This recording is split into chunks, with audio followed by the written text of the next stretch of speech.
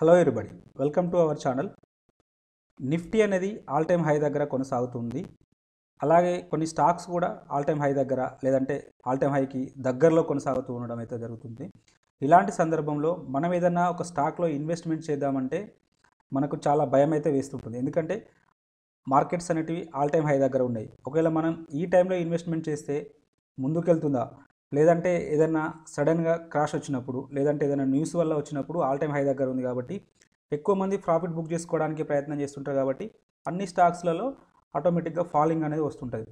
So ఇలాంటి సందర్భంలో మనం తీసుకునే స్టాక్లో ఇక్కడ ఆల్ టైమ్ హై దగ్గర ఎంటర్ అయితే సో మన ఇన్వెస్ట్మెంట్ అనేది సో మళ్ళీ రికవరీ అవ్వడానికి టైం పడుతుంది. కాబట్టి అలా కాకుండా మనం తీసుకునే స్టాక్ అనేది ఒక రిస్క్ ఫ్రీగా, అంటే తక్కువ రిస్క్ ఉండే విధంగా, ఎక్కువ ప్రాఫిట్ వచ్చే విధంగా ఉండే ఒక స్ట్రాటజీని ఈరోజు డిస్కషన్ చేద్దాం. సో వీడియోని చివరి వరకు చూడండి. డెఫినెట్గా వీడియోని అయితే మీకు యూస్ఫుల్ అవుతుంటుంది. పర్టికులర్గా ఈ వీడియో పొజిషనల్ ట్రేడర్స్కి అయితే ఎక్కువగా యూస్ఫుల్ అయితే అవుతూ ఉంటుంది. సో జస్ట్ సింపుల్గా లాస్ట్ 1 అవర్ లేదా హాఫ్ అన్ అవర్లో మనం స్టాక్స్ చూసుకొని మనం అనుకున్న క్రైటీరియా మీట్ అయితే స్టాక్స్లో ఇన్వెస్ట్మెంట్ చేయడానికి అవకాశం అయితే ఉంటుంది. సో వీడియోను చివరి వరకు చూడండి. డెఫినెట్గా మీకు అయితే యూస్ఫుల్ అయితే అవుతూ ఉంటుంది. ఈ స్ట్రాటజీలో మనం స్టాక్స్ను సెలెక్షన్ చేసుకునేటప్పుడు కొన్ని రూల్స్ ఉన్నాయి. ఆ రూల్స్ ఫాలో అయితే మనకు ఆ స్టాక్స్ అనేటివి అంటే ఎక్కువ విన్నింగ్ అవ్వడానికి లేదంటే ఎక్కువ రిటర్న్ ఇవ్వడానికి అవకాశం అయితే ఉంటుంది. పర్టికులర్గా ఆ స్టాక్లో మినిమం 7 to 10 డేస్ అనేది డౌన్ ట్రెండ్లో ఉండాలి. ఆ స్టాకు పర్టికులర్గా 7 to 10 డేస్ అనేది డౌన్ ట్రెండ్లో ఉండాలి.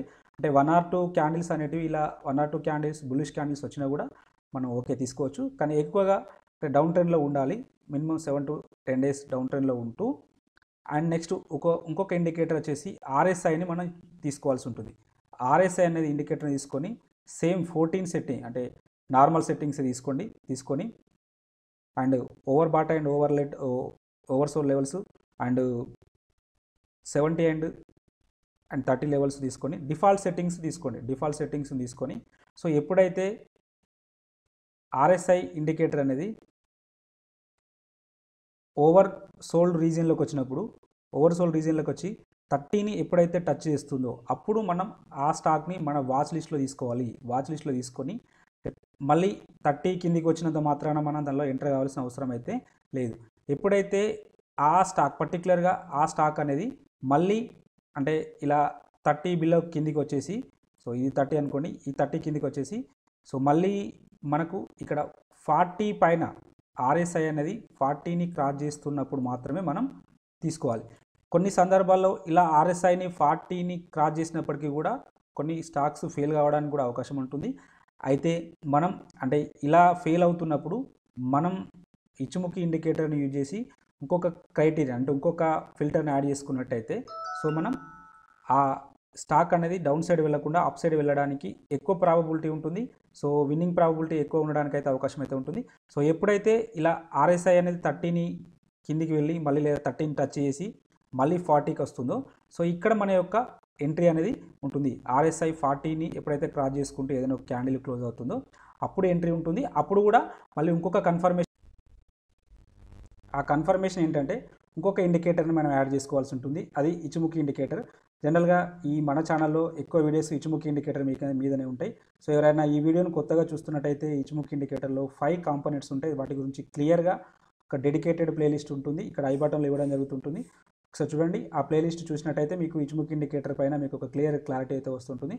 సో ఇక్కడ ఈ స్ట్రాటజీలో వచ్చేసి ఎప్పుడైతే క్యాండిల్స్ 7 to 10 డేస్ అనేది డౌన్ ట్రెండ్లో అంటే రెడ్ క్యాండిల్స్ వస్తూ 1 or 2 క్యాండిల్స్ తప్ప మనకు అంటే రెడ్ సైడ్ వస్తున్నప్పుడు డౌన్ ట్రెండ్ వస్తున్నప్పుడు ఎప్పుడైతే ఆర్ఎస్ఐ బిలో 30కి వచ్చి మళ్ళీ 40 పైన క్లోజ్ అయినప్పుడు మనం అలర్ట్గా ఉంటూ ఆ క్యాండిల్ అనేది ఇంకొక కన్ఫర్మేషన్ తీసుకుంటాం. ఆ కన్ఫర్మేషన్ ఏంటంటే ఇచ్చుముఖి కాంపోనెంట్స్లో ఈ కన్వర్షన్ లైన్ ఉంటుంది కదా, కన్వర్షన్ లైన్ పైన ఏదైనా ఒక క్యాండిల్ బుల్లిష్ క్యాండిల్ క్లోజ్ కావాలి. సరే బుల్లిష్ అయినా బెరిష్ అయినా ఓకే, పర్టికులర్ ఇంకా బుల్లిష్ అయితే ఇంకా బాగుంటుంది. బుల్లిష్ క్యాండిల్ క్లోజ్ అయితే ఆ క్లోజింగ్ దగ్గర మన యొక్క ఎంట్రీ పాయింట్ అయితే ఉంటుంది. స్టాప్ లాస్ వచ్చేసి దీని కింద స్వింగ్లో ఉంటుంది కదా, ఆ స్వింగ్లో అనేది మన యొక్క స్టాప్ లాస్ అయితే అవుతుంది. అంటే ఎంట్రీ అంటే జనరల్గా ఇక్కడ ఇది 40 పైన క్లోజ్ అయింది. 40 పైన క్లోజ్ అయినప్పుడు నేను ఇక్కడ 40 దగ్గర ఒక లైన్ తీసుకున్నాను, లైన్ డ్రా చేశాను. సో ఈ లైన్ పైన ఆర్ఎస్ఐ వచ్చినప్పుడు 40 పైన ఉంటుందని చెప్పి మనకి ఈజీగా అర్థమవుతూ ఉంటుంది. సో ఇది 30, ఈ 30 దగ్గర కిందికి వచ్చేసింది ఆటోమేటిక్గా ఇక్కడ మన యొక్క ఎంట్రీ పాయింట్ ఉంటుంది. సో బట్ కన్ఫర్మేషన్ వచ్చేసి ఇక్కడ ఏదైనా ఒక క్యాండిల్ అనేది దీనిపైన క్లోజ్ కావాలి, ఈ కన్వర్షన్ లైన్ పైన. ఎప్పుడైతే కన్వర్షన్ లైన్ పైన క్లోజ్ అవుతుందో అప్పుడు దాన్ని అక్కడ మనం ఎంట్రీ తీసుకుంటాం. స్టాప్ లాస్ వచ్చేసి ఇక్కడ దీనికి లెఫ్ట్ సైడ్లో ఎక్కడైతే స్వింగ్లో ఉంటుందో ఆ స్వింగ్లో అనేది మన యొక్క స్టాప్ లాస్ అవుతుంది. సో ఈ స్టాప్ లాస్ అనేది సో ఇక్కడ ఇంకొక కండిషన్ ఏంటంటే ఈ స్టాప్ లాస్ అనేది అంటే 7 to 10% కంటే ఎక్కువ ఉండదు. 7 to 10% కంటే ఎక్కువ ఉంటే అలాంటి స్టాక్లో మనం ఎంట్రీ కాము. ఎందుకంటే ఇది మన యొక్క రిస్క్. 7 to 10% అనేది రిస్క్. ఒకవేళ 10% కంటే ఎక్కువ ఉన్నది అనుకోండి, డెఫినెట్గా ఆ స్టాక్ని అనేది అవాయిడ్ చేయవచ్చు. సో ఎప్పుడైతే ఈ క్రైటీరియా అంటే ఫస్ట్ క్యాండిల్స్ మ్యాచ్ కావాలి, ఫస్ట్ క్రైటీరియా, సెకండ్ వచ్చేసి ఆర్ఎస్ఐ, థర్డ్ వచ్చేసి సో ఈ కన్వర్షన్ లైన్, ఫోర్త్ వచ్చేసి ఈ స్టాప్ లాస్, ఈ 4 కండిషన్స్ మనకు మీట్ అయితేనే ఆ స్టాక్లో ఎంట్రీ తీసుకుంటాం. సో మన టార్గెట్ వచ్చేసి మినిమం 1:2, అంటే ఇంకా చాలా సందర్భాల్లో ఎక్కువ వస్తుంటుంది. కానీ అంటే ఇక్కడ లెఫ్ట్ సైడ్ కూడా చూడాలి. అంటే ఇప్పుడు ఫర్ ఎగ్జాంపుల్ ఇక్కడ ఇలా స్టాక్ ఇలా వస్తున్నప్పుడు ఇలా వస్తుంటుంది కదా. సో మన ఎంట్రీ అనేది ఇక్కడ వచ్చింది. సో నెక్స్ట్ ఇమీడియట్గా మన ఫస్ట్ టార్గెట్ ఎక్కడ ఉంటుంది, ఇక్కడ ఉంటుంది. సో కాబట్టి ఇది కూడా అంటే మోర్ దెన్ 15% పైన, అంటే మనం 7% స్టాప్ లాస్ తీసుకుంటే 1:2 అంటే 14 రావాలి. 14 పైన వస్తేనే, అంటే ఈ లెవెల్ అనేది 14% దగ్గరగా ఉంటేనే మనం ఎంట్రీ తీసుకుంటాం. లేకపోతే ఈ స్టాక్లో కూడా ఎంట్రీ కాము. ఎందుకంటే తక్కువ స్టాక్స్ వస్తాయి, మనకు స్టాక్స్ అనేవి తక్కువ వస్తాయి. బట్ వచ్చినప్పుడు మనకు ఎక్కువ రిటర్న్ ఇవ్వడానికి అయితే అవకాశం అయితే ఉంటుంది. సో కాబట్టి ఈ కండిషన్స్ ఫస్ట్ మ్యాచ్ అవుతున్నాయా కాలేదో చూసుకోండి. ఫస్ట్ క్యాండిల్స్, సెకండ్ వచ్చేసి ఆర్ఎస్ఐ, థర్డ్ వచ్చేసి ఇచ్చుముఖి కన్వర్షన్ లైన్, ఫోర్త్ వచ్చేసి స్టాప్ లాస్, ఫిఫ్త్ వచ్చేసి సో టార్గెట్ అనేది ఈ స్వింగ్ హైకి ఎంత పర్సెంటేజ్లో ఉన్నాం, అంటే మనం తీసుకున్న దగ్గర నుంచి ఫర్ ఎగ్జాంపుల్ ఇక్కడ తీసుకున్నాం అనుకోండి, ఇది దగ్గరలో ఇక్కడ స్టాప్ లాస్ వచ్చేసి 7% ఉంది, ఈ టార్గెట్ వచ్చేసి 5% ఉంది అనుకోండి. సో అది మన రిస్క్ టు రివార్డ్ అనేది కరెక్ట్గా ఉండదు, అది ఫేవర్గా ఉండదు. సో అలాంటి సందర్భంలో ఆ స్టాక్లో మనం అంటే వస్తుంది కావచ్చు, కానీ ఆ పర్టికులర్ ఆ టైంలో మళ్ళీ ఇక్కడ నుంచి రివర్స్ అయ్యి మళ్ళీ స్టాప్ లాస్ హిట్ కావడానికి కూడా అవకాశం ఉంటుంది. అట్లాంటప్పుడు వెయిట్ చేయండి. మళ్ళీ ఇక్కడ ఇంకొక ఆపర్చునిటీ వస్తుంది కదా, ఇక్కడ మళ్ళీ డెఫినెట్గా ఆర్ఎస్ఐ కిందికి వస్తుంటుంది, మళ్ళీ ఆర్ఎస్ఐ 40 పైన వస్తుంటుంది. అప్పుడు ఈ లెవెల్ కంటే పైన అప్పుడు ట్రేడ్ అవుతుంటుంది. ఆ ట్రేడ్ అయిన సందర్భంలో మనం తీసుకున్నట్టయితే డెఫినెట్గా అది మనకు మంచి రిటర్న్ ఇవ్వడానికి అవకాశం అయితే ఉంటుంది. సో కొన్ని ఎగ్జాంపుల్స్ చూద్దాం, మీకు క్లియర్గా అర్థమైతే అవుతుంటుంది. ఇక్కడ టెక్ మహీంద్రాని తీసుకోవడం జరిగింది.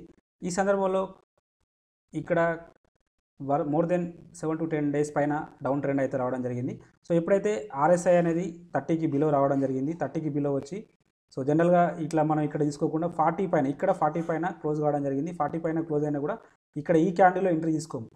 ఎక్కడ తీసుకుంటాం, ఇక్కడ ఎప్పుడైతే ఈ మనకు కన్వర్షన్ లైన్ పైన ఇక్కడ క్లోజ్ కావడం జరిగింది. సో ఇది మన యొక్క ఎంట్రీ పాయింట్ అవుతుంది, ఇది మన యొక్క స్టాప్ లాస్ అయితే అవుతుంటుంది. ఈ స్టాప్ లాస్ అనేది సో ఎంత తక్కువ ఉంటే అంత బెటర్. సో అంటే మనం దీనికి ఈ స్టాప్ లాస్ మరీ పెద్దగా ఉందనుకోండి, దాన్ని ఆ సందర్భంలో తీసుకోవద్దు.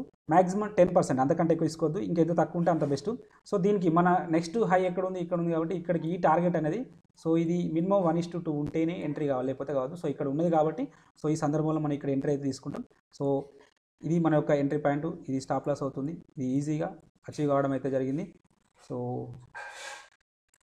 మన స్టాప్ లాస్ ఎంత తీసుకున్నాం, సో ఇక్కడ స్టాప్ లాస్ వచ్చేసి 3.69%, అంటే ఓన్లీ నియర్లీ 4% తీసుకున్నాం. టార్గెట్ వచ్చేసి 16% అయితే రావడం జరిగింది. ఇంకా మోర్ దెన్ 16% పైన రావడం జరిగింది. ఎప్పుడైతే మనకు 1:2 వస్తుందో అప్పుడు మనం మినిమం 50% బుక్ చేసుకొని రిమైనింగ్ని మనం ట్రైలింగ్ స్టాప్ లాస్ పెట్టుకుంటూ ముందుకైతే వెళ్ళవచ్చు. సో ఇలా ఉంటుంది స్ట్రాటజీ. సో ఇదే టెక్ మహీంద్రాలో మళ్ళీ ఒకసారి రావడం అయితే జరిగింది. సో 19th April మళ్ళీ ఇక్కడ కూడా రావడం జరిగింది. సేమ్ అంటే ఆర్ఎస్ఐ బిలో 30కి రావడం జరిగింది, 30 లేదా 30 బిలో రావడం జరిగింది. ఈ సందర్భంలో మన ఎంట్రీ పాయింట్ అనేది ఇక్కడ ఉంటుంది. సో ఇక్కడ తీసుకోలేదు, అంటే ఆర్ఎస్ఐ ఇక్కడ ఈవెన్ దో ఇక్కడ 40 వచ్చినా కూడా మనం ఇక్కడ ఎంట్రీ కాలేదు. ఓన్లీ ఇక్కడ ఇది మన యొక్క ఎంట్రీ పాయింట్ అవుతుంది. 1280.25 అనేది మన యొక్క ఎంట్రీ పాయింట్ అవుతుంది. ఇది స్టాప్ లాస్ అవుతుంది. ఈ స్టాప్ లాస్ అనేది మినిమం అంటే మ్యాక్సిమం 10% కంటే ఎక్కువ ఉండదు. 80%లో మ్యాక్సిమం 10% కంటే ఎక్కువ ఉండదు. ఆ సందర్భంలో అయితేనే మనం ట్రేడ్ అయితే ఇనిషియేట్ చేద్దాం. 1 సెకండ్. ఇక్కడ స్టాప్ లాస్ వచ్చేసి 9% ఉంది. ఈజీగా మన టార్గెట్ అయితే ఈజీగా అచీవ్ అవ్వడం అయితే జరుగుతుంది. సో 30% వరకు రావడం జరిగింది. సో ఇలా స్ట్రాటజీ అయితే ఇలా ఉంటుంది. ఇంకో కొన్ని స్టాక్స్ చూద్దాం. సో స్టాప్ లాస్ అనేది మినిమం అంటే ఎంత తక్కువ ఉంటే అంత బెస్ట్. సో అంటే మనకు అంత ఎక్కువ రిటర్న్ రావడానికి పాసిబిలిటీ ఉంటుంది. సో కాబట్టి స్టాప్ లాస్ని ఫస్ట్ ఆ 4-5 ఏవైతే మనం రూల్స్ చెప్పుకున్నామో స్టార్టింగ్లో అవి ఫాలో అవుతూ ఆ క్రైటీరియా మీట్ అయిన స్టాక్స్లో మాత్రమే ఎంట్రీ కానీ డెఫినెట్గా మంచి ప్రాఫిట్లో ఉండడానికి అయితే అవకాశం అయితే ఉంటుంది. సో మార్కెట్ డౌన్ సైడ్ వచ్చినా కూడా సో ఆల్రెడీ 30కి బిలో వచ్చింది కాబట్టి 30కి బిలో ఎప్పుడు వస్తుంది ఆర్ఎస్ఐ ఆల్రెడీ డౌన్ ట్రెండ్లో ఉన్నప్పుడే వస్తుంటుంది. సో అంతకంటే బాగా కరెక్షన్ అయితే రాకపోవచ్చు, వచ్చినా కూడా సో మళ్ళీ ఇమీడియట్గా రికవరీ కావడానికి అవకాశం ఉంటుంది. కాబట్టి so tight stop loss maintain చేస్తూ ఎక్కువ రిటర్న్స్ తీసుకోవడానికి అయితే అవకాశం ఉన్న స్ట్రాటజీ. సో బ్యాక్ టెస్ట్ చేయండి. ఇంకొన్ని ఎగ్జాంపుల్ చూద్దాం. ఇక్కడ ఇంకొక స్టాక్ వచ్చేసి పే టైం చూసినప్పుడు సో ఇక్కడ డౌన్ ట్రెండ్లో ఉండడం జరిగింది, గ్యాప్ డౌన్లో ఓపెన్ కావడం జరిగింది, ఆర్ఎస్ఐ బిలో 30 రావడం జరిగింది. సో మళ్ళీ తర్వాత 40 బిలో రావడం 40 ఎబో రావడం జరిగింది. సో ఇక్కడ మనకు ఇది కన్వర్షన్ లైన్ పైన క్లోజ్ కావడం జరిగింది. బట్ ఇక్కడ రిస్క్ చూసినప్పుడు ఇది మోర్ దెన్ అంటే 7-10% పైన ఉంది. సో ఈ సందర్భంలో మనం ట్రేడ్ అనేది అవాయిడ్ చేస్తాం. సో కాబట్టి ఇక్కడ మనకు ఎంట్రీ వచ్చినా కూడా స్టాప్ లాస్ అనేది మన ఫేవర్గా లేదు కాబట్టి సో ఇక్కడైతే ట్రేడ్ ఇనిషియేట్ చేయము. సో నెక్స్ట్ ఇక్కడ చూడండి, ఇక్కడ ఎంత వచ్చింది 24% ఉంది స్టాప్ లాస్ వచ్చేసి. ఈ 24% అనేది సో మనం అనుకున్న అంటే ఏదైతే 10% అని తీసుకున్నామో దానికంటే ఎక్కువ ఉంది కాబట్టి ఇక్కడ ట్రేడ్ అనేది ఇనిషియేట్ చేయము. సో అదే ఇక్కడ వచ్చేసి మళ్ళీ సేమ్ మళ్ళీ తర్వాత నేను చెప్పాను కదా, మళ్ళీ తర్వాత 30కి బిలో రావడం జరిగింది. 30కి బిలో వచ్చినప్పుడు ఇక్కడ స్టాప్ లాస్ వచ్చేసి 9.30 ఉండడం జరిగింది. టార్గెట్ అనేది చూడండి మోర్ దెన్ 70% పైన రావడం అయితే అచీవ్ అవ్వడం జరిగింది.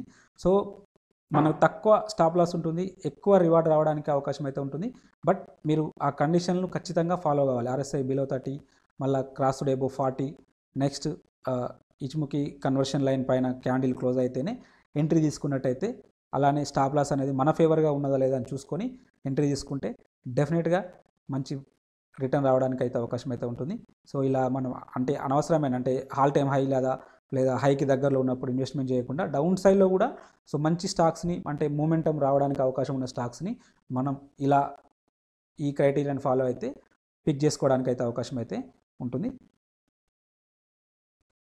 ఇక్కడ ఇంకొక స్టాక్ చూడండి, ఇన్ఫోసిస్.